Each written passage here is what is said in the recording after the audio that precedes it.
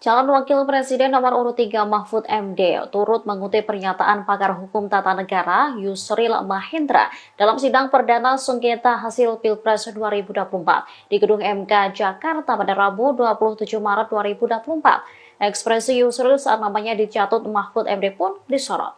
Pernyataan Yusril yang dicatut Mahfud ialah saat meminta MK agar tidak fokus pada masalah angka saat menangani sengketa hasil pemilihan presiden. Mahfud menyebutkan pernyataan itu diucapkan Yusril ketika menjadi ahli pada sidang sengketa hasil Pilpres 2014 lalu.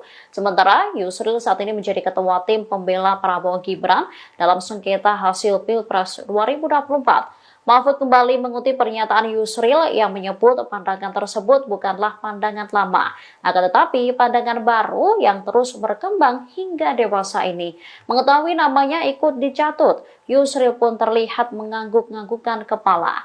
Mahfud MD lantas memberikan contoh beberapa negara yang berani membatalkan hasil pemilu yang dilaksanakan dengan curang.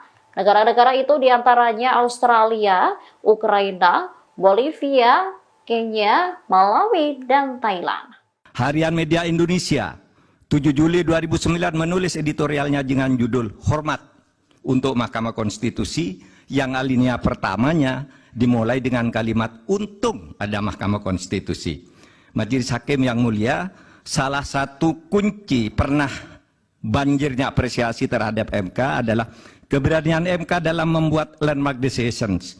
Keputusan monumental dengan berani menembus masuk ke relung keadilan substantif sebagai sukma hukum, bukan sekedar keadilan formal prosedural semata. Dalam hal pengujian undang-undang misalnya, teori OPL atau Open Legal Policy itu lahir atau sekurang-kurangnya secara resmi digunakan pertama kali oleh Mahkamah Konstitusi. Dalam hal pelaksanaan pemilu, MK memperkenalkan pelanggaran TSM yang kemudian diadopsi di dalam tata hukum kita. Mahaguru Hukum Tata Negara Profesor Yusril Iza Mahendra saat ikut menjadi ahli pada sengketa hasil pemilu 2014 dan bersaksi di MK pada tanggal 15 Juli mengatakan bahwa penilaian atas proses pemilu yang bukan hanya pada angka harus dilakukan oleh MK. Pandangan ini bukan pandangan lama, melainkan pandangan yang selalu baru, yang justru terus berkembang sampai sekarang. Menjadikan MK hanya sekedar mahkamah kalkulator, menurut Pak Yusril, adalah justru merupakan pandangan lama yang sudah diperbarui sekarang.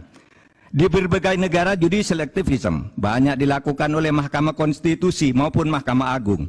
Beberapa negara membatalkan hasil pemilu yang dilaksanakan secara curang dan melanggar prosedur seperti Australia, Ukraina, Bolivia, Kenya, Malawi. Download Tribun X sekarang, menghadirkan lokal menjadi Indonesia.